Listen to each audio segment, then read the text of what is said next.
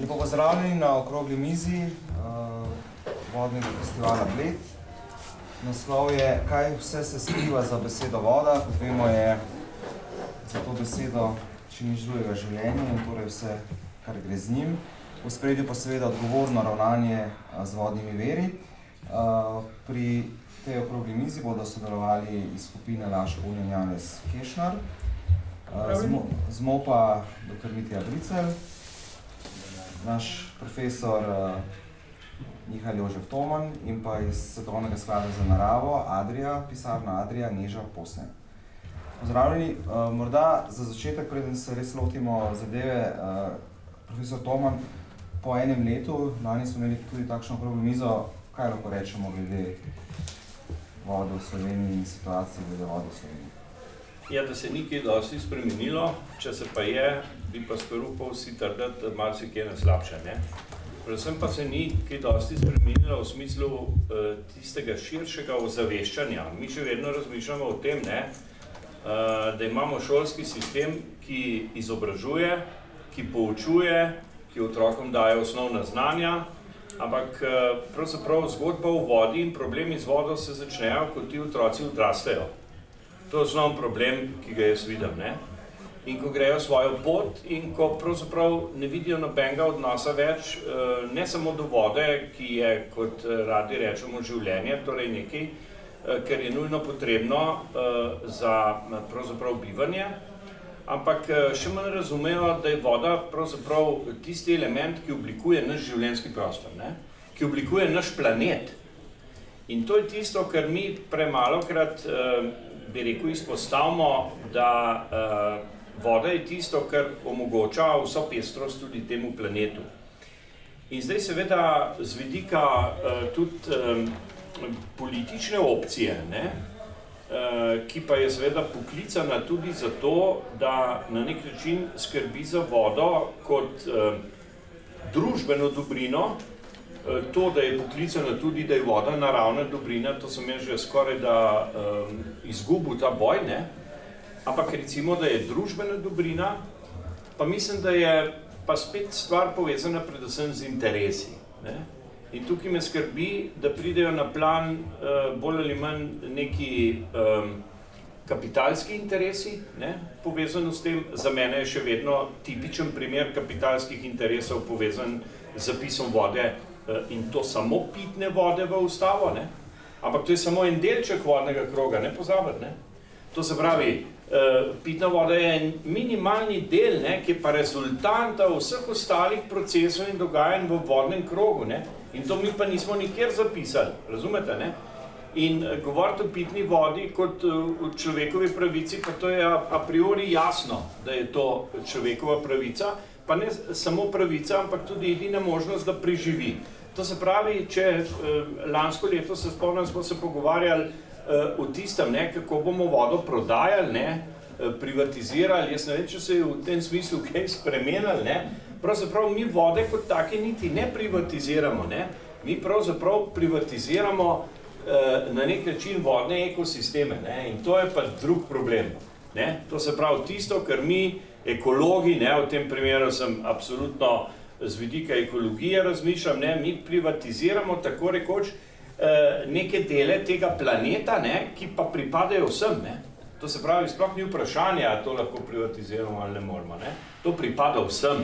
In to je tisto nespoznanje, ki tudi v družbi vlada. In ko ste vprašali tudi, a smo se mi kot družba kaj spremenili v odnosu do vode. V odstotnih deležih skrbi, ki jih tako slovenska populacija, pa tudi evropske populacije namenjajo vodi, smo na najvišji možni stopni skrbi in razumevanja do vodnega okolja. V realnem življenju je pa zadeva povsem drugačna, ne?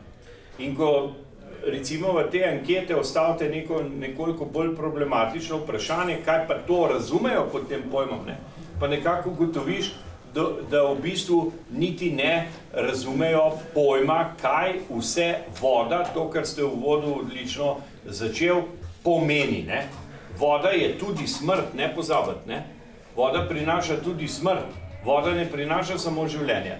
Ampak problem vode, ki prinaša smrt v človekovem družbenem kontekstu, je pa predvsem ta, da je to v bistvu dogajanje in dogodek, ki je dolgotrajen, ne? To se pravi, mi, ki pa živimo iz trenutka v trenutek, pa tega sploh več ne prepoznamo, ne?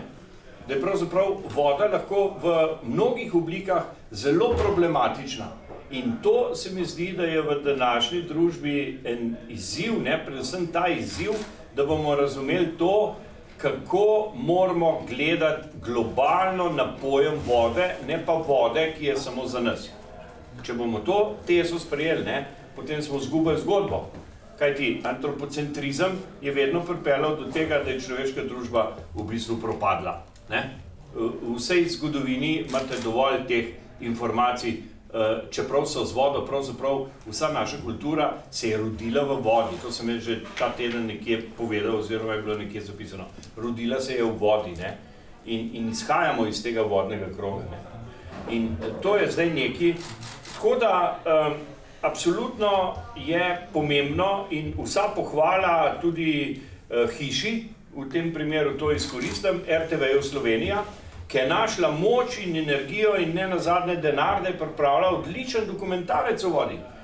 Vsa pohvala tej hiši in ker je ravno, da rečem, lahko rečem kolega Ladika, seveda predstavnik tudi lahko te hiše, jaz smo v tem, bi rekel, primeru tudi prinašam številne čestitke mnogih, da je RTV kot nacionalni medij našla to energijo prvič, pravzaprav si upam reči, da je vodo predstavlja v pravem pomenu besede, torej izjemne širine. Najlepša hvala. Gospod Kešner, v tem vodnem krogu, ki ga je tudi gospod Toman omenil, je seveda tudi gospodarstvo. In vi kot predstavnik skupine Raško Union imate veliko opravka z vodo. Kakšne so torej vaše izkušnje? Ja, hvala dr. Tomanu za tako istočnico. V nas je pa spremenilo veliko, ne? Ne samo lastnika, no, kar se pa odnosa do vode tiče, bi pa rekel še malo bolj pozitivno kot prej, ne? Pa za uvod bi povsem rekel, voda je vsemu, kar se govori, ne? Se me veseli tole uvodno, kar je dr. Toman rekel o zapisu vode v ustavo, ne? To je ena najbolj reguliranih naravnih danosti, ne? Res pa da, predvsem v tistem delu, ki jo uporablja človek kot pitno vodo, ne? Tam je najbolj regulirana. Z evropskimi uredbami, potem slovenskim zakonom o vodi, potem pa seveda še z predpisi, uredbami, pravilniki o koncesiji, seveda tukaj je denar in o tem, kako pitno vodo sploh lahko polnimo po pravilniku o naravni, mineralni, izvirski, namizni vodi. Zdaj, gospodarstvo je seveda zelo velik porabnik vode, ampak v pitni vodi smo pa na celoto načrpane pitne vode približno 4%. Proizvajalci pijače pa tam na 0,55% celote načrpane pitne vode v Sloveniji. Skratka, večinski so vodno-gospodarski javni sistemi, so upravljalci z vodo. V gospodarstvu seveda, rekel zdaj še posebej, ker smo praktično, ja, 4 največji proizvajalci pijač smo v tuji lasti in v tem času smo se marsikaj naučili. Ena od teh stvari je, da si treba za vsako stvar zelo potruditi, da seveda se vsako stvar gleda čez denar, ker je en normalen, bom rekel, pristop kapitala, vsem znan, vsem jasen, samo mi smo še malo otroci socializma, pa tega še, bom rekel, nismo vzeli. Je pa s tem kapitalom tako. Kapital spoštuje tiste predpise, ki v določeni državi so, seveda mora pa ta država tudi zelo dobro skrbeti, da te predpise tudi preverja. Tukaj je dostikrat šibka točka držav, ki so kvečemu preveč regulirane, da bi bili pa sposobne te regulative tudi preverjati v praksi, se pa dostikrat ne zgodi. Sej, to so tudi druga področja, ne samo področja gospodarstva. Mi smo mogoče še ta najbolj pod udarom, sploh, bom rekel, ta centrala pivovarne Laško Union v Ljubljani, kjer je od posameznih inšpekcijskih služb samo, rekel, korak. Kar se pa tiče pristopa, ko sem v vodu omenil našega lastnika k vodi. Voda je eden najbolj, rekel, kot seveda glavna surovina naših proizvodov, najbolj pod nadzorom, tako kot kar se tiče celotne porabe, kot v posameznih fazah proizvodnje. Če govorimo na splošno vodi, seveda nas najbolj zanima, oziroma javnost najbolj zanima, kako pa mi skrbimo za to, da te vode ne porabimo preveč. Kljub temu, da je, kot sem že v vodu omenil, te količine 0,55%. Imamo to letne in četrtletne, 5-letne zapisane cilje, ki me treba slediti. Vode se je, ko sem jaz prišel v pivovarno, leta 1994 porabil približno 10 litrov na liter piva. Zdaj je ta količina okrog 4 litre. V povprečju obeh pivovarn 4,4 litra leto, za naslednje leto mora biti 4 litre.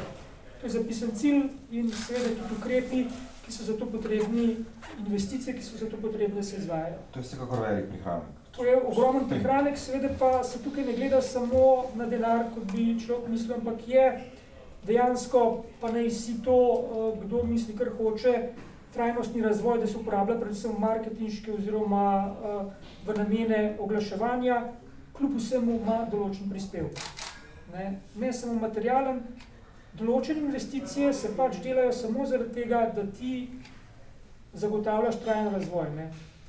Velike družbe kot je Heineken, to je 80,000 ljudi, praktično v vseh državah sveta, so že pred nekaterimi državami, rekel, dojele, da če ne bodo skrbele tudi za okolje v tistih delčkih sveta, kjer pač so, da potem tudi njihovo trajanje ne bo kaj preveč dolgo. Sej izkušnje, mogoče niso toliko javno znane posameznih družb, predvsem tistih, ki se ukvarjajo samo z vodo.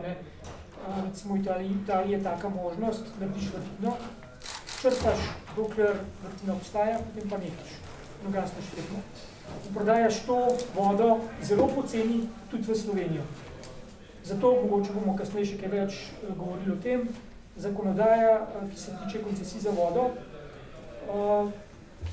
Slovenija ima, kar se tiče koncesij na pijače, ne samo na vodo, ampak na pijače, ki vsebujejo vodo, skratka proizvodnjo pijač, daleč najvišjo breme za gospodarstvo v Evropi. Hrvaška ima približno 2-krat manj, Avstrija nima nič, sosednje države pa do 10-krat manj. To pomeni, da je uvoz pijač v Slovenijo, kar se vode tiče, predvsem pa vode same, bistveno bolj ugoden, izvoz pa praktično nemogoč. Tako da na tem področju se sicer že kar leta ukvarjamo, že od leta 2013 je predlog SEBA, to je sekcija proizvajalcev alkoholnih in brezalkoholnih pijač, v proceduri na ministrstvih. Sicer naš predlog je bil zelo enostaven, nominalen 2 evra na kubični meter prodane pijače, s tem bi se nekako lahko primerjali z ostalimi državami, vendar smo zaenkrat še vedno na okrog, govorim pa zdaj za obe pivovarni, ker je formula malo bolj zapletena, rečemo je Tauzesova formula po takratnem državnem sekretarju leta 2005, približno 10 evrov na kubični meter prodane pijače. To velja za pivovarni, kar pomeni, da je to približno samo iz tega naslova pivovarni prispevate v proračun vsaka po milijon, skratka 2 milijona pivovarna Laško Union, prispeva samo z področja koncesije za vode, kjer so potem odpadne vode, vodorini in tako naprej. Poleg seveda 105 milijonov evrov davkov in 60 milijonov trošarin na alkohol. Tukaj se pa mogoče zdaj ustavim, da ne bo zvenel preveč, bom rekel. Se pravi, čemu pripisujete to, da v javnosti še vedno nekako velja, da hoče gospodarstvo pograbiti vodo? Ja, ne vem. Mediji imajo zagotovo tukaj odgovornost, ne rečem. Jaz niti ne pripisujem odgovornosti, ampak celotna družba, dr. Toman je že nekaj o tem povedal, se spreminja zelo počasno. Imamo še zmer občutek, da bo nekdo, ali pa bi nam mogel nekdo dati nekaj zastonj, ali pa da je veliko stvari samo po sebi pomembnih, tako kot pitna voda. Prejš pipo, natočeš kozarc in to, kar je. Pa ni res. In predvsem se pa državljani, kadar smo v vlogi porabnikov nečesa, ne vprašamo. Zase se že vprašamo o domači hiši, kako bomo zaslužili, kaj bomo kaj porabili. Ostale stvari, ki pa pridejo iz državnega proračuna, so pa nekako samo po sebi pomembne. Zato sem na koncu to številko omenil.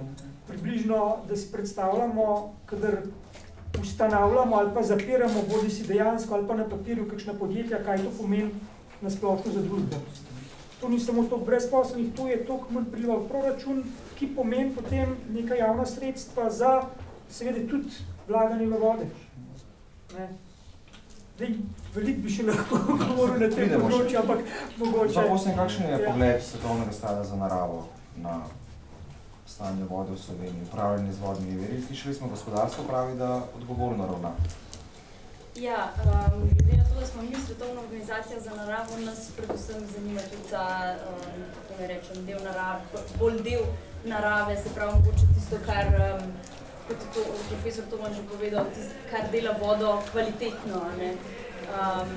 Kako delujejo ekosistemi, ali imamo dovolj zdravih ekosistemov, da je pač voda tudi potem posledično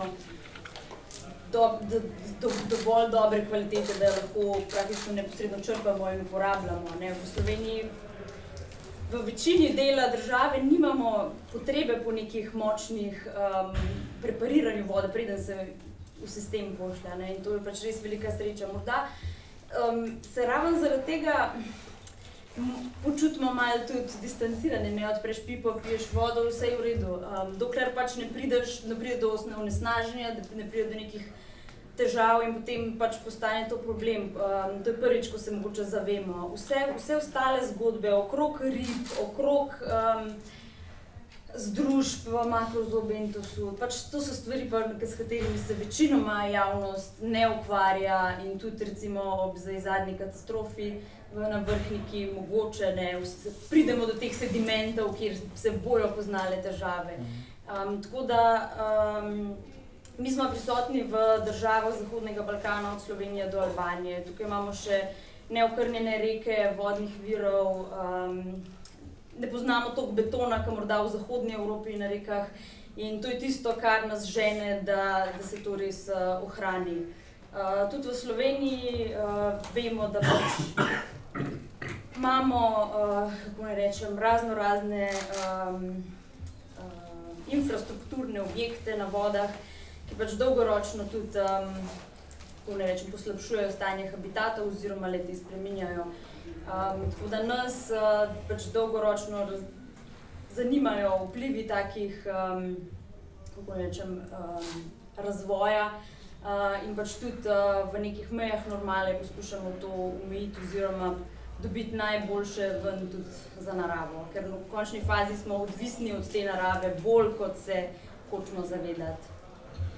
Brice, kako bi pa recimo lahko zdaj rekli glede stanja vode v Sloveniji? Se mi zdi, da recimo pred leti je bila velika bojazen, da koncesija pomeni že privatizacijo, zdaj nekako te bojazni to nekako je izginilo. Kako pa sicer bilanca pitne vode v Sloveniji? Vse mislim, da je gospod že prav lepo povedal, nekaj je v razmerju za porabo za vodo, tako imenovano za prodajo, in voda, ki je v sistemih javnih služb. Jaz bi rekel nasplošno in se bi pridružil kolegici, ki je ocenila, da k sreči živimo v delu Evrope, ki ni tako zbetonizirana, če uporabim ta izraz, in mislim pa, da se tega mogoče premalo zavedamo, in da živimo še v takem delu Evrope, ki je pravzaprav v povirnem delu. Mi nismo Madžarska ali pa Srbija ali država, odkoder vode pridajo iz druge države. Tisto, kar pade k nam, je naše in mi smo najprej tisti, ki lahko kakovost uporabimo. To je naša sreča, ki se jo pa mogoče bolj ali manj zavedamo. To je prvo. Drugo pa je, da je teh količin toliko, da je pravzaprav zdaj, če spomnim še na drugo dimenzijo, da jih je toliko, da je pravzaprav razrečenje ali pa očiščenje tudi tistega, kar delamo narobe, pravzaprav zelo močno in imamo tudi tukaj srečo. Ker če tega razrečenja in čiščenja ne bi bilo, bi živeli z več nesnage in slabšo vodo, tako pa pošiljamo to navzdol, kamor že pač, kar je tudi ni najboljša osebna izkaznica. Pa vendar, vode imamo k sreči zdaj nazaj k vprašanju dovolj za pametno rabo in odgovorno rabo. Zdaj, če bi šli naštevati, se veste, imamo koliko zdaj 220 občin, cirka, je kakšno novo mesto, ne vem, ampak gre za to, da je po zakonu toliko tudi javnih služb, ki so odgovorne za sistemne oskrbe in pravzaprav razen po imenu že Suha krajina in podobni redki deli Slovenije, pa so malo vododeficitarni, pa vendar ne tudi toliko, da ne bi obumni rabi in predvsem odgovorni znali, bi rekel, imeti vode zadosti. Tako da Slovenija je srečna kakovosti in količine voda. Drugo pa je, če se tega zavemo, odgovorno. Jaz bi rad povedal, da tudi v Suhi krajini ali pa na Krasu, ki ne bi bile po definiciji tehnološko ali pa tehnicistični vode deficitarne, samo spomnil na umetnost ravnanja z vodo, ki je naš, recimo, arhitekt Fabijani tako imenitno razvil. Na Krasu, kjer ni vode in kjer še danes problem, da boli, je razvil štanjel in vrtove, ki so Ferrarijevi, z vodometi, z vodnimi vrtovi, kjer po definiciji ni vode. In jih pejte danes gledati, in so bili tedaj in so še zdaj in skratka, če znaš projektirati, če znaš odgovorno ravnati in ne pošleš to, ko potegneš vodo v čistilno napravo ali pa brez nje kilometra daleč, lahko na lokalnem okolju vodni krog zapreš, imaš kakovost, imaš seveda kakovost življenja tudi, s količinami, kakršne so tam. In tukaj je odgovor, kako neodgovorno ravnati z vodo, z lokalnim virom. Tukaj jaz vidim problem in rešitev. Če bi vzgajali, izobraževali za vodooskrbo Bleda, jaz cenim prizadevanja, vsasi sem Zeleno stranko Slovenije ustanavljal in tako naprej in še zmeraj s srcem za to živim. Ampak vidim, kje je problem. Informacij nismo imeli še nikoli toliko in tudi prav je, da osnovni šolci izvejo že zgodaj za problema z Amazonije in vseh okoljskih problemov in tako naprej. Ampak vsaj z isto pozornostjo bi pa rekli, zdaj pa pogledamo naš potok. Pa odkje mi dobimo vodo v pipo. To bi jaz predlagal, pa nič kolikokrat sem že ministrstvo za šolstvo. Vsaj neka razmerja tukaj za to, da bo odgovorno ravnal in upravljal, če temu tako rečemo, in se zavedal, in če enkrat to ve, odkje mu pride voda v pipo in da je vmes, ne vem, tisti kmet ali pa tisti grdi, ne vem, industrijski obrat, bo, verjemite mi, zelo pozorno opozarjal starše in sebe, da ne bodo, da je to problem, da ne bo opozarjati vode. Tle jaz vidim rešitev, nobenih novih institucij, nič novega denarja, vse se da, samo fokus. In toliko knjig je bilo napisanih, toliko medijev pravzaprav je na nek način porabljenega enega prostora, ampak a je fokus na dejanja, ki jih lahko vsak od nas, tam kjer živi, pravzaprav demonstrira odgovorno, z zelo konkretnimi ukrepi. Jaz bom povedal čisto osebno zgodbo, pa bom tako s tem zaključil. Mene je bilo motiv, in sem dobil za to Prešernovo nagrado diplomsko Ljubljanica, ker smo se na Vrhniki preselili v tistih letih 75-78 in sem v neznosnem smradu živel in industrija ustna Vrhnika in smo delali vse in sem naredil diplomsko takrat vodni vtis IUV-ja in odlagališča, ki je danes gorel. In se je zgodilo vse od okroglih miz do tega, da so me takrat preganjali, smo Zeleno ustanovili, ampak Vrhnika je ratala prva, ki je šla na ločeno zbiranje odpadkov, pa vse, kar je s tem povezane, ratala vzor. Glejte, 30 let, pa se zgodi tole. Človek je bil pomerjen, da je v nekaj vložil, je imelo odziv, je tako ali drugače Ljubljanica prišla v visoka kakovost, dejansko atraktivna z tistimi podvodno arheologijo, je kazalo, da bo to res najboljša povezava Ljubljana, Vrhnika po Navportu, turistično najbolj atraktivna zgodba tudi z ekologijo, ki pritiče, Evo, in smo dobili tole. A smo se jaz sprašujem iz lekcije, kaj naučili? Jaz sem se naučil to, da vse tisto, kar je bilo narejen, je bilo zapravljen, ker tisti, ki je odločil premalo, bi rekel, odgovorno. Kako, da ne komentiramo ravnanje državnih služb, kako so demonstrirale vse najbolj nemogoče ravnanje, ki je mogoče. Kaj se je zgodilo? Nikoli ni bilo toliko informacij na voljo. Ne nazadnje, prostite, lahko še toliko jamramo, nikoli ni bilo toliko denarja na voljo za vse raziskave, pa so šle, kamor so šle in na način, kakršen je šel, ker ni zopet fokusa. To je moja, bom rekel, percepcija. Ni, da se ne da, ni, da nimamo tehnologij oziroma znanja, vse je, bi rekel, zelo lahko obvladljivo, sam zgubil se je fokus, zgubil se je koncept, zgubilo se je na nek način slika, kako vodni krog deluje, če hočete, in kakšna je naša vloga v njem. Zakaj ministrstvo potem ni boljše odreagiralo po tem požaru? No, zdaj zelo dobro vprašanje. Zdaj jaz upam, vse bo to javno, pa nimam nobene zadrege povedati. To se ves čas prizadevam, da bi bilo čim bolj učinkovito. Zgodilo se je to, kar sem nakazal. Sektorji med seboj ne sodelujejo. Sektorji ne sodelujejo, to sem tudi povedal včeraj v parlamentu. Med seboj ne sodelujejo ministrstva za te zadeve. In zdaj, če gremo naprej, kamor hočete, ne nazadnje, ne bi rad druge tukaj noter primere, ali pa tudi, se pogledajte, zdaj gre za neko okolje pa vode, kaj se pa dogaja na srčni kirurgiji pa v tako imenitnem kliničnem centru, ker se 3 egoti ne pogovarjajo in imamo razpad sistema za otroke. Kaj se je zgodilo? Nekaj čudnega, da ni sodelovanja. In to še nekaj, ampak ni odgovornosti.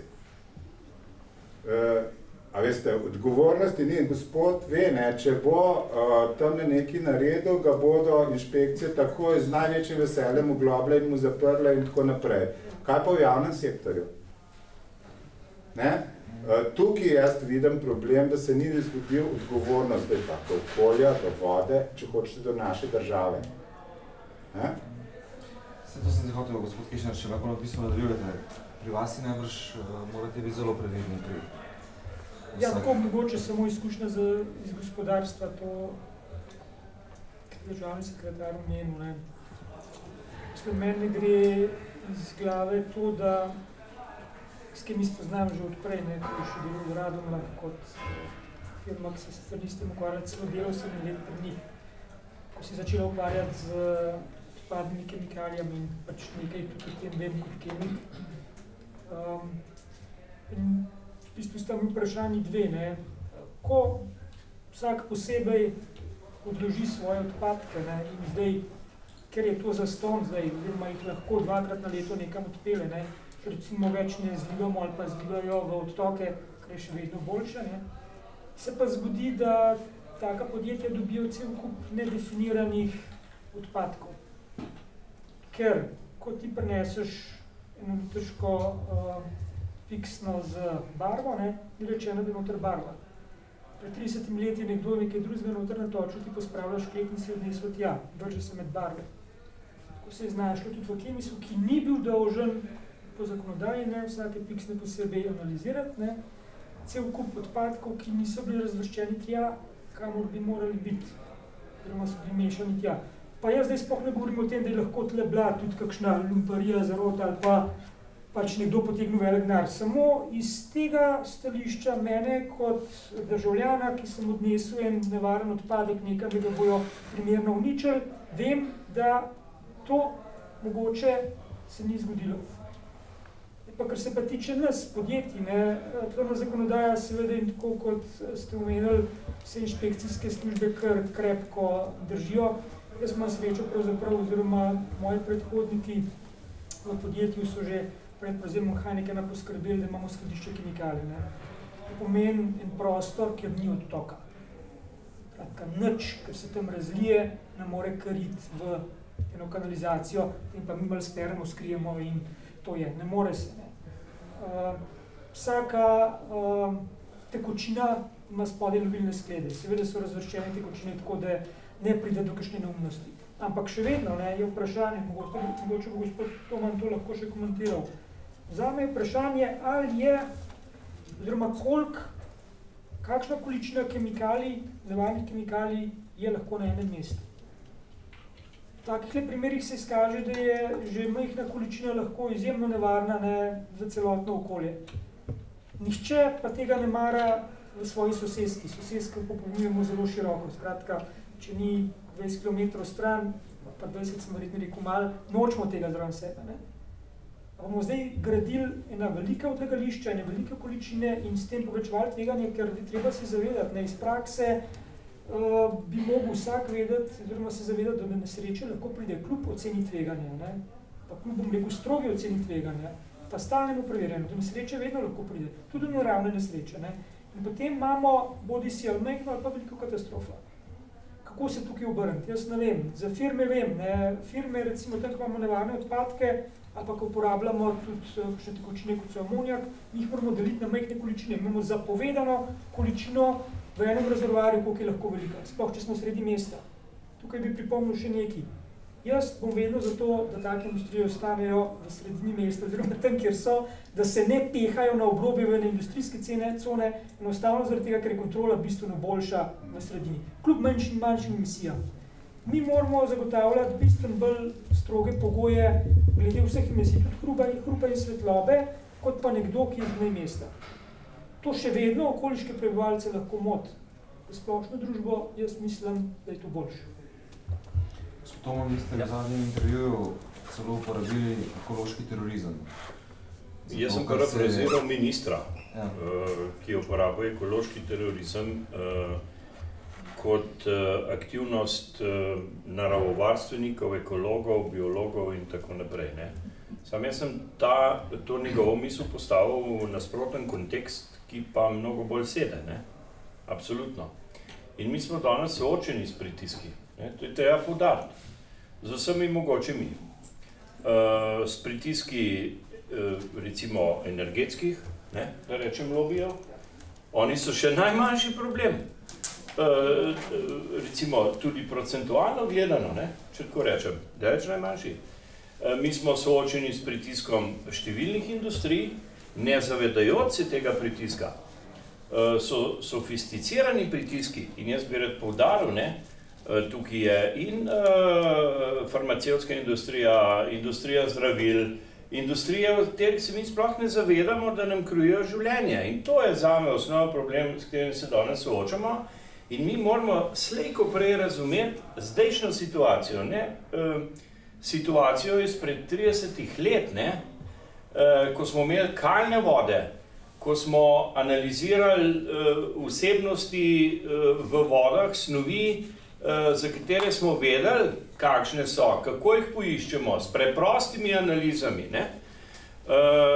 Spoštovana kolegica inženir Zupanova bi povedala kot vodja takrat Hidrometeorološkega zavoda, predhodnice Agencije Republike Slovenije za okolje, kako so zdaj resno pristopali k tem analizam. To so bile komisije, ki so obravnavale vse te stvari. To ni bilo zgolj in samo pregled tabel v koncentracijskem smislu. Mi imamo danes na desetine tisoče analiz in podatkov, ki pa jih v večini primerov, moram uporabiti ta izraz, ne znamo interpretirati. Kaj vam pomagajo podatki o vseh mogočih meritvah, ki jih izvajamo v tako imenovanih evropskih monitoringih, če pa mi ne vemo, ali je tista razlika v pH-ju iz 7,6 na 7,5 sploh razlika. To lahko mi manipuliramo, razumete, z vsemi temi podatki. In mene skrbi v sodobnem času predvsem ta manipulacija, ne, ki jo marsikdo izkoristi. In tudi v tem primeru, ko je kolega Bricelj govoril, to je tipičen primer izkoriščanja zdaj primera, ne, ki se je zgodil, ki mogoče sploh ni bila nesreča, ampak je bila malomarnost, ne, in mi bi slej ko prej morali začeti ločiti med tem, kaj je nesreča, kaj pa malomarnost. In v tem primeru je bila malomarnost. In še nekaj bi jo rad poudaril, ne, v zvezi s tem, kar je tudi kolega povedal, jaz se s tem popolnoma strinjam, ne, mi ne moramo koncentrirati do vsega tega našega balasta, ki ga prinaša sodobne življenje, v neke točke in ustvarjanja resnično nevarnih hotspotov, kot se reče, ne, vročih točk, v tem primeru nevarnih odpadkov. Mi se moramo zavedati, da smo družba odpadkov. In to moramo ljudem dopovedati. Mi smo družba odpadkov, ki jih proizvajamo sami. To ne proizvaja industrija, to ne proizvajajo nevarni, razumete, nekdo kapitalisti. Ne? Kapitalisti jih sam naredijo, mi jih pa uporabimo. To se pravi, smo mi v bistvu tisti, ki smo pravzaprav v tej zgodbi življenja v družbi odpadkov. In ideja Zero Waste je bila v osnovi zgrešena. Razumete, kako naj človeška družba, vrsta, človek, oportunist totalen. Redko boste dovali v živalskem svetu tako močne oportuniste, ne? Jaz skoraj ne poznam, ne? V tem sistemu, kot je človek, ne? In vi se greste zdaj eno politiko, ne? Kako bomo to naredili? To je prišlo iz industrije, razumete? Zero Waste, ne? To je absolutno traparija, ne? Mi moramo razmišljati v smeri, ne, da je ta waste, ne, ali odpadek, česarkoli, je surovina. In če bomo mi zdaj to uspeli, ne, povezati v neko kroženje, zdaj je neka druga paradigma, ki se reče krožno gospodarstvo, ki spet ne vemo, kaj zdaj to je, ne. Razumete, in kje tle voda, ne. In še nekaj bi rad upozoril. Ko večkrat rečemo, zdaj je pa situacija v okolju boljša. Glejte, to je v mnogih primerih vizualna percepcija. Vizualna percepcija. Mitja, poslušaj. In to je osnovni problem, ne? Ti zdaj vidiš Ljubljanco kot lepšo, pa še smrdine gor na vrhniki in tako naprej, ampak to je zgolj in samo vizualna percepcija nečesa, kar se dogaja v ozadju, globoko v vodi, snovmi, ki jih niti ne razumemo, ki jih ne poznamo, vemo, da so zdravila, vemo, da je toliko in toliko tisoč kemikalij, ki jih vsak dan uporabljamo, lepe in taka in drugačna živa bitja ženskega spola še toliko več. In to so problemi, zastopte, ne? In tako da je vprašanje, ali je zdajšnjo okolje in vodno okolje res bistveno boljše, kot je bilo pred 30 leti, ne? To je osnovno vprašanje z vidika zdravja človeka. Z vidika narave, ne? Pa mi lahko vemo, da ima narava številne možnosti popravljanja, kot se reče temu, ne? Sukcesije, ki premaga take in drugačne napade na njo, ne? Ampak mi jo napadamo danes sofisticiranimi orožji. To so pa mehne koncentracije, to so pa nevarne snovi, ki jih mi niti ne prepoznamo, ne vemo, a tukaj noter so, pa zanesljivo so, ne? Ker imamo v plastiki zadevo, ne? Zanesljivo so. In toliko milijonov in tisočev teh plastičnih kozarcev je nevarnost, ki pa ne povzroči, da bi riba plavala na hrbtu. Kaj šele, da bi se en človek obrnil na trebuh, ker je običajno v vodnem okolju. Riba gre na hrbet, človek gre na trebuh, kot veste, ko ga stisne. Torej, to je pa osnovni problem, ne? Da mi pravzaprav ne razmišljamo, ker smo pač oportunisti, mi razmišljamo zdaj, v tem trenutku in vidimo, kaj je. Lepo Blejsko jezero izgraduje še lepše, ampak v notranjosti, oprostite, ne, je pa zgodba drugačna, ne? In to je problem. To sploh nimam pripombe k temu, razen tiste, ki si mi jo ti opomnil. Jaz sem zelo jasno povedal in se strinjam od vseh motilcev, in ki so hormonski in, bi rekel, tako mikroplastike, da ne govorimo naprej, kaj vse je, v tej vodi za novo industrijo. Jaz sem govoril v kontekstu, bi tukaj rad zelo bil jasen in odgovoren. Jaz sem govoril o času delovanja industrije usnja Vrhnika in stanje Ljubljanice, ki je bilo organsko občutna, ne bi rekel, razlika od danes. In če gremo naprej na elemente Krom 6+, in tako naprej zaradi strojenja, ki po ukinitvi industrije pač ni več zaznan, oziroma vsaj v taki količini, kot je bil v času delovanja. O tem govorim. Se pa glede na neko drugo obdobje obremenjevanja, ki je bilo dominantno, tako po vodnim, kot zračnem in kopnem, v vseh treh medijih. Hočem reči, da neko obdobje je zaznamovalo eminentno neko mikrookolje, neka dejavnost, neko mikrookolje in ga degradiralo v totalno. Kdor je tedaj potoval, jaz sem delal tudi ene analize, kakšno je bilo avtocesta, je vedel, ko je zasmrdelo in so okna mogli zapirati in zračenje, da so že skoraj blizu morja, če so potovali z Münchna, ker so bili na Vrhniki, potem je bilo pa samo še 100 kilometrov. To je bil indikator, da je ta smrad jih upozoril, da prihajajo, da so že dobršen del poti imel za sabo. Tako daleč je šlo. To je še danes. No, pa glej, v kontekstu to, kar je povedal, je popolnoma res in samo nadgrajujem zadevo, Jaz se pa vprašam, in to sem se predvsem vprašal, a je bila tista situacija bolj nevarna, če gledamo z vidika zdravja ljudi, pa tudi okolja, kot je zdajšnja situacija. To bi jaz rad poudaril, Zdaj imamo skrite nevarnosti, ki se jih ne zavedamo in zato gre družba v drugo smer. In se ne zaveda teh problemov in teh vprašanj, ki se danes pojavljajo. To bi rad poudaril. To se pravi, mi imamo skrite nevarnosti in to je osnovni problem. Ljubljanca, ki je imela ogromne količine organskih snovi, je samo zaradi svoje hidrološke narave bila problem. Če bi bila enaka količina teh organskih snovi v Savi, to, kar si ti danes tudi zelo lepo povedal, sploh ne bi kaj dosti zaznali, ker je toliko turbulentna zgodba in toliko samočistilne sposobnosti ima, da ne vidi. Nesreča Ljubljance pa bo pa počasen tok in vse to. To se pravi, organske snovi, naravne snovi. To, kar se pa danes pogovarjamo, je pa seveda industrijska zgodba, ki ni zgodba industrije, ampak nas samih kot družbe. In to je treba ljudem povedati, da seveda najbolj te stvari lahko kontroliramo sami s seboj. To se pravi individuum kot individuum. In vsak kamenček je bistven v mozaiku zdravega okolja. Ti pa jaz in vsi, ki smo tukaj. To je bistvo, ki je treba povedati.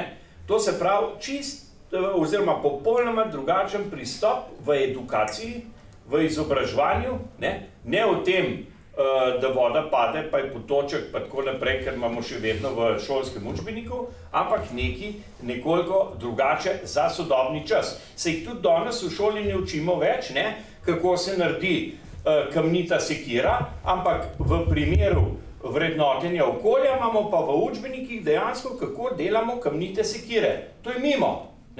Jaz, ki sem pa še generacija, BBC, razumete, to se pravi born before computer, pa rabim neko drugo edukacijo, že za takrat in tudi za zdaj, in to bi rad poudaril in to mi moramo spremeniti, to je zdaj tisto, in kje spremeniti. Zadnjič, ne vem, če je bil kdo od vas prisoten, na okrogli mizi, ki je bila v vrhniškem bazenu, kjer ni vode, smo razpravljali, da mi je bilo vprašanje, kje pa naj začnemo izobraževati. In veš, kaj je bil moj odgovor? Sem rekel, najprej v inštitucijah, ki odločajo o tem, na kak način živimo in kaj jemo. Ne v šoli. Inštitucije rabijo izobraževanje.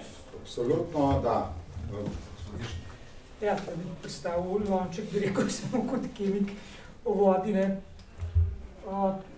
pa na to bi se navezal, ker je dr. Toman rekel, predvsem o manipulacijah, kar se tiče podatkov je dejansko ogromno. Nimamo pa nobenega občutka, kaj kakšna stvar pomeni. Pred časom se mi je zgodilo že pred kar nekaj leti, pri analitski tehnici opazil, da je bil raztresen sladkor, in analitska tehnica, ki tehta na 10 miligrama natančno, sem dal ta kristalček sladkorja gor in je bil točno 1 miligram. Takrat smo se tudi veliko pogovarjali o vodi in o količini pesticidov, koliko jih je noter. In seveda 0,1 mikrograma na liter je za posamezni pesticid meja v prelinkov pitni vodi. Ne. In to pomeni tale miligramček, ne, skratka rečemo, da je to bilo milimeter krat milimeter kocka, ne, bi mogel vršiti v 10 kubičnih metrov vode, da bi dobil to koncentracijo 0,1 mikrograma na liter. Ne. Moramo pač imeti en občutek, kaj kakšna količina pomeni. Ne. Zakaj je sploh bilo 0,1 mikrograma na liter? Zato, ker so v Nemčiji pred desetletji imeli eno veliko težavo s pesticidi in takrat je bila to meja, do katere so lahko zmerali. Zdaj ta meja lahko 10-krat, 100-krat, včasih 1000-krat nižja. Mi lahko zmerimo dejansko vse. Ampak kaj nam pomeni posamezna meritev, posamezne snovi? Ne? Nič nam ne pove. Še tistmu, ki je zmeril, pa recimo stvari dobro pozna, bo težko kaj pomenila. Mogoče na področju dioksinov, kolega Vončina iz Maribora je delal na tem področju, prav na področju teh, rekel, snovi, ki so res v nanogramih, da rečem pikogramskih količinah. Ne. Skratka, treba se vprašati, zdaj, kako bomo pa zajeli vse skupaj. Pojavljajo se seveda določeni testi, ne, ker biologi tudi zelo dobro poznajo Nacionalnem inštitutu za biologijo, tudi recimo delajo teste genotoksičnosti in seveda ne s čebuljcami, ne, kar se tiče vpliva na človeka, ampak prav delajo na jetrnih celicah. Kratka se prefiltrira na velika količina vode, recimo 20 litrov, pa se potem vpliva na te celice in kontrolno se potem gleda, a so kakšne spremembe. Če govorimo seveda o genotoksičnosti, o čemer se tudi v vodi, seveda v povezavi z vodo govori, skratka o snoveh, ki so v vodi. Ne. To je recimo en tak, rekel, pošten pristop, ki ti da potem tak integralen rezultat, kar pa ne pomeni, da težave ni. Ne. Tudi če si tam odkril, da je trenutno, da to je recimo po tem testu, ki ga upravljamo, še vse v redu, še ne pomeni, da težave ni. Ta težava seveda je zelo resna in obstaja. Pri teh milijonih spojin, ki se dnevno pojavljajo, namreč ne vem povem, če mogoče ne veste, en kemik, en diplomant kemije, ne, na organski kemiji naredi za diplomo 10 novih spojin. To ni rečeno, da se bojo kar pojavili v okolju ali pa da se bodo uporabljali. Ampak to je možno. Seveda, sintetizira jih. Enostavno imaš eno osnovno molekulo, kamor posamezne delčke druge molekule gor daješ in to je prav zanimiva igra, ne, če bi takole pogledal. Če pa pomislimo, da vse to lahko vidi v okolju, oziroma da bo enkrat prišlo, ne, se to je glavna sicer farmacevtska in kozmetična industrija, ne, da ne omenjam drugih, ne, kar se novih spojin tiče seveda. Potem pa tle odgovor enostavno ni. Ne. Treba se zares vprašati, kako da stvari omejiti. Se celo vrniti nazaj. Jaz celo mečkim vpliva recimo v naših podjetjih imam in tukaj dostakrat gremo nazaj, ko se čistilnih sredstev tiče na bolj enostavno. Proizvajalci kemikalij, ki delajo za nas, so dolžni delati kemikalije, ki so biorazgradljive, če že pride do tega, da pridejo v okolje. Toliko delaš gre ta zadeva, ne? In zato bi rekel, v določenih smereh je ta velik kapital, ki v glavnem prebija na križ kot eno hudo zlo, bi bil lahko kar, rekel, lep zgled, ne, kako se tudi v državnih inštitucijah obnaša, pa tudi jaz sem siguren, tudi osebno se ne obnašam, tako bom rekel, okoljsko zaveščeno, kot se v firmi. Slučajno. Odkrito priznam, pa čeprav nekaj o tem vem. Bi se rad sprostil. Ko ste rekli za te manipulacije, morda tukaj še iz medijske strani povem, ne.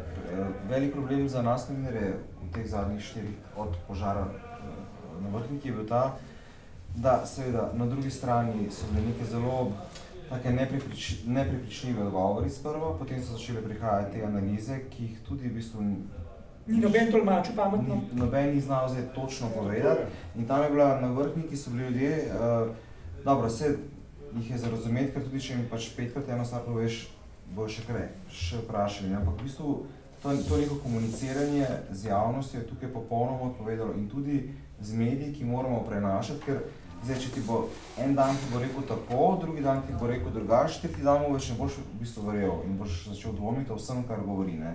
Kar po eni strani tudi ni prav, ne, se upajmo, da vendarle ni, ampak če se to od začetka neki te dvomi ne odpravljajo, potem to vodi v to neko vsesplošno nezaupanje in katastrofo, ki se pa zdaj kaže, ko več noben v bistvu ne. In zdaj se pojavljajo, prav na Vrhniki se pojavljajo v bistvu rezultati, ki kažejo na neka starejša onesnaženja očitno, kar je bilo sicer na začetku, ampak to je bilo na začetku povedano, se Arso je to na začetku pa ni znal povedati zelo jasno, gledajte, so zgornje plasti zemlje, so spodnje plasti zemlje, ampak dobro, tu je velik problem.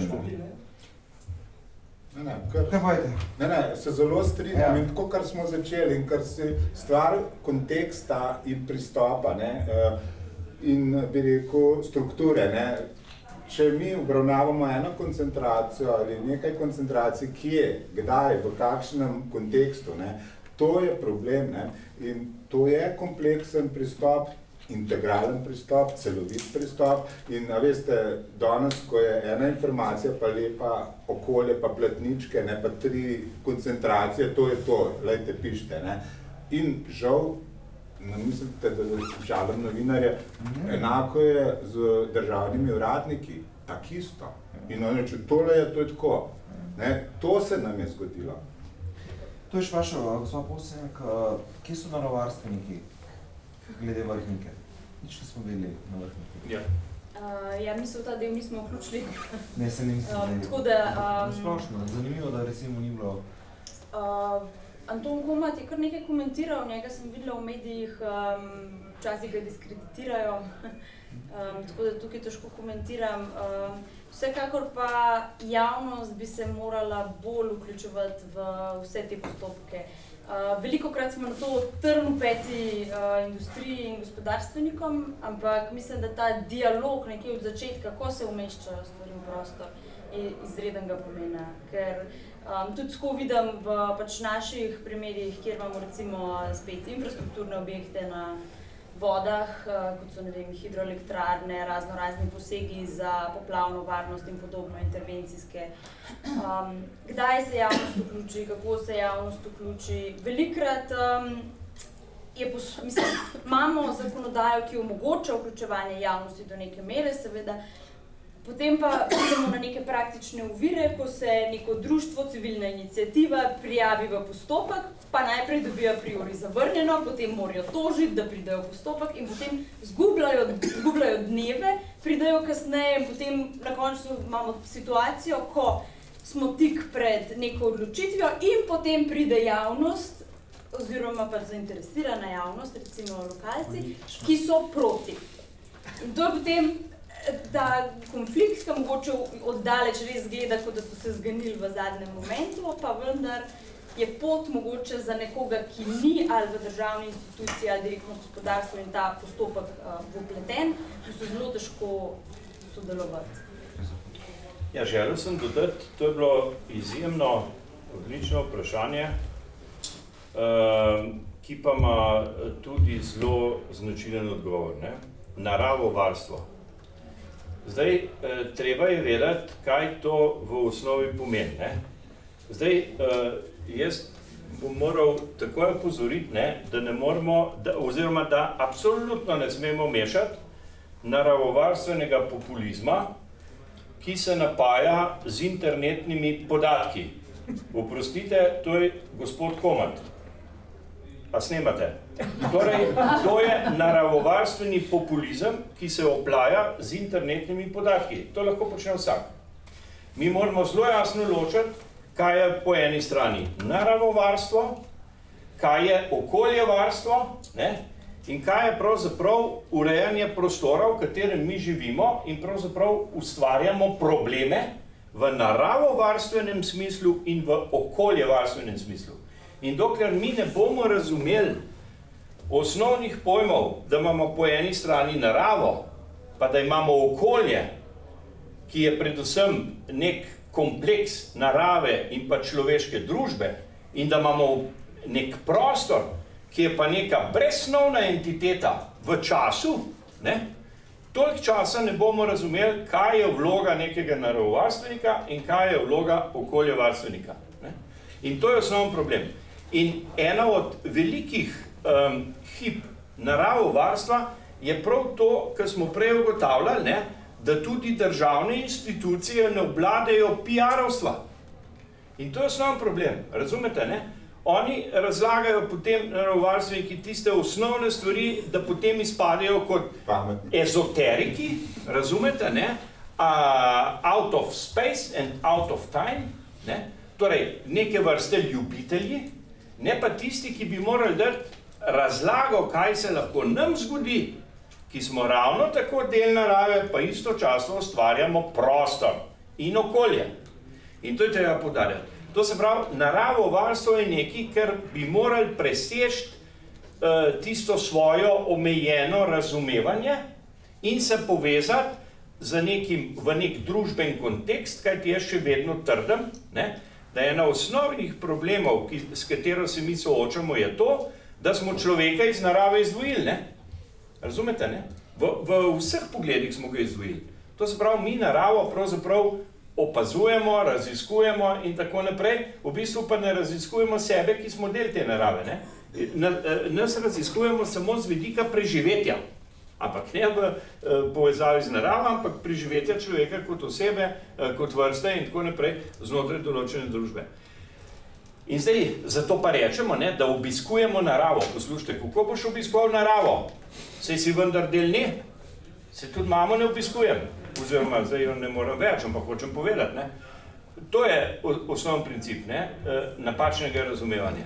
Zdaj, naravovarstveniki so pomemben del združbe, ampak že če tako pogledamo, gledajte, mi imamo Ministrstvo za okolje in prostor.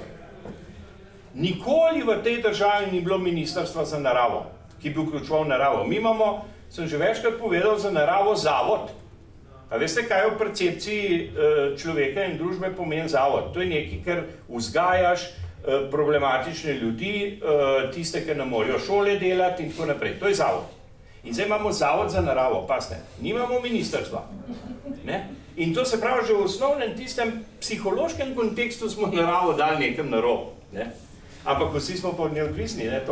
In poslušate ministra, odvisni smo od narave. Zdaj, kaj on razume pod tem pojmom? Ne? Tako, kot smo začeli, kaj pa on razume pod vodo? A je to narava? A je to morda dobrina? A je to kapitala, ne?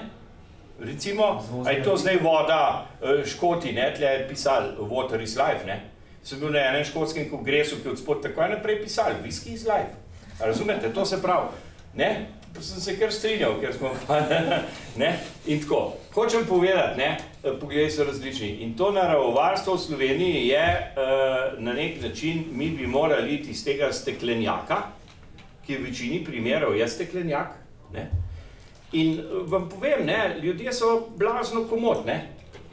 In vi boste našli kongrese, ki so namenjeni naravovarstvu, pa biologom, pa makrofitologom, pa makroinvertebratologom. Tam so vsi prepričani. Zastopite, tam ne pride noben, ki bi jih mečkam pobezoval pa rekel, poslušajte, mi to lahko razložite. Torej, mi se pogostokrat srečujemo prepričani s prepričanimi. In to je ena od osnovnih stvari.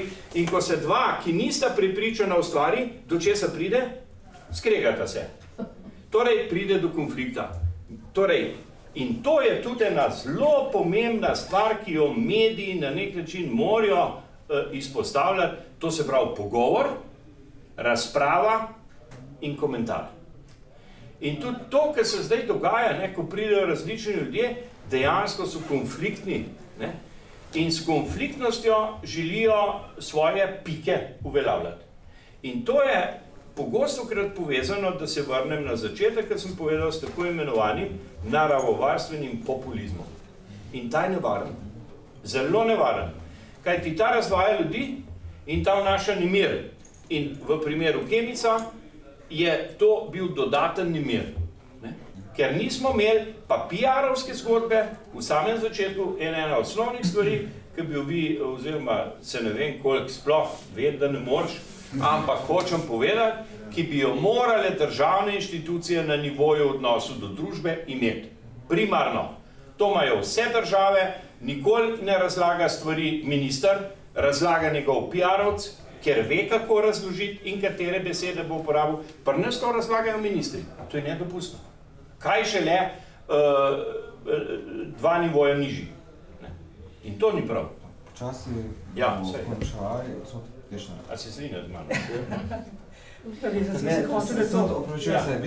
imate tudi PR-ovko, pa še v redu. Zaradi naravovarstvenikov sem vprašal, predvsem zato, ker se vzpostavilo, da je to neka največja ekološka katastrofa pri nas, v bistvu nekega odziva, razen potem, ko se je to začelo že zelo, žal politično malo, kupčkrat ni bilo. Izvolite, gospod. Ja, se bom kratek navezal, se bom samo na tale populizem, mislim, da nisem mogoče dosti natančno spremljal, gospod Gorazd Pretnar se mi je čuglasil, da... Se je enkrat, mene pa je citiral, ker sem bil zelo, hočem reči, počaščen si bil, ker mi je napisal, da je bilo zelo v redu na vaši tarči. Tako da, ste pa ta pravega izpostavili. Ne, imel sem tudi eno srečanje takole z njim, pa kar se medijev tiče oziroma odnosa strokovnjakov in strokovnjakov.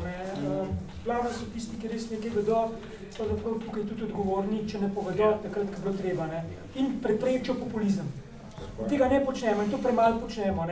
Se meni tudi ni prijetno iti, kaj svem takole, človek ima tremo, ne nastopa vsak dan, gospod je profesor, lahko vsaj predava, dober, jaz tudi v manjših skupinah v svojem podjetju nastopam, ampak vse to ni lahko, javno nastopati ni lahko in novinarji seveda imajo problem, kje najdeti koga, ki bo določeno stvar, ki je, bom rekel, nova v okolju, ali pa se prvič zgodila, ali pa je nenavadna, primerno komentiral, primerno strokovno. Večina strokovnjakov se ustraši, ali ne upajo javno nastopati, ali pa, kar je sicer pravilno, se bojijo, da premalo vedo, da nimajo zadosti podatkov. Skratka, redko kdo lahko kakšen takle vrhen ali pa kaj tazga komentira. So pa še tretji, ki pa ne smejo. Ok, dobro, to pa vemo, da vedno bo.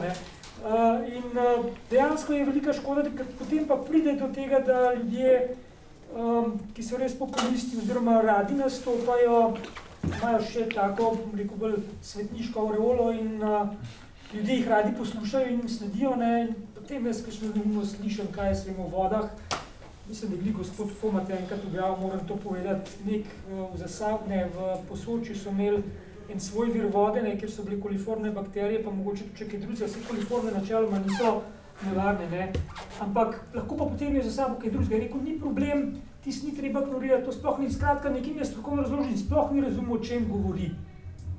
Bi mogli tam reči, bi rekel, te ljudje povedati vir, odstranite listje, ki je verjetno tam se nabralo, če imate svoj vir, mogoče naredite vseeno čiščenje tistega rezervoarčka, vsake toliko časa, pa bo v redu, pa boste spet lahko pili to vodo. Ne pa kar tako na pamet in z enimi pavšalnimi in res tako letale internet, rekel, jaz v tem smislu prinesel prej več težav kot pa rešitev. Še zaključno mislim. Jaz bi tukaj rekel, da pač res preventiva pred kurativo. Čim več tega pa morda tudi mogoče pomanjkanje neke dovolj strokovno usposobljene, pa tudi za analize neke organizacije, ki bi se sploh lahko s tem spopadla, kot neka kontra uradnim podatkom, ki zdaj jih imamo, jih njemo, jih znamo interpretirati, to bi bilo. Ki bi ljudje zaupali. Dejansko imamo veliko preveč specialistov in to na vseh področjih, redko pa najdeš koga, ki bi znal te stvari povezati. Sej to je težko, ampak... Jaz bi še z enim stavkom zaključil tole stvar, namreč pri nas je izrazit, ker opažam, postal sindrom vsevednosti, in posledično z njim sindrom splošnega nezaupanja. Vsevednost pomeni, da vsi vse vemo o klimatskih spremembah in da ne zaupamo nobeni inštituciji več, ki nam hoče razložiti, ali je to res ali to ni res. In tako pridemo do spoznanja, ali sploh slovenske inštitucije opravljajo svoje delo in iščemo rešitev v tujini, kar je pa in nikogar nisem resno zasledil, nažalost nisem prišel v ta kontekst, da bi to povedal, ki bi jasno in glasno povedal, da tuje inštitucije v tem primeru bi naredile popolnoma enako, kar se tiče analiz, ker so vse analize standardizirane po celotni Evropi, gre pa še enkrat poudarjam za vprašanje vzorca in vprašanje razlage rezultata oziroma interpretacije. In to, kar ste vi rekel, vsak je govoril vsak dan v nečem drugem. No. Torej, vsevednost in splošno nezaupanje sta pa naša trenutna značilna sindroma. In težko gremo naprej. Vse to je zelo res, ampak tisto, kar se mi zdi, da bi imenitno preseglo zadeva in je naredilo bolj učinkovito in za nas ljudi uporabno, je samo nekaj. Sodelovanje med sektorji in eminentnimi strokovnjaki. Vse imamo institucije, imamo eminentne strokovnjake, ne nazadnje so dobro plačani, sodelovanje med njimi pa ni. In nič ne stane, je to mogoče s kakšnim evropsko direktivo, bo treba predpisati, je treba sodelovati, kajti v tem smo kar, bi rekel, specialisti, da... Ne počnemo. Tako. Ok. Bomo zaključili. Ne vem, si mene štel med strokovnjake. Če sme pa še plačeni list poslal, da boš videl, to se je drugo ne.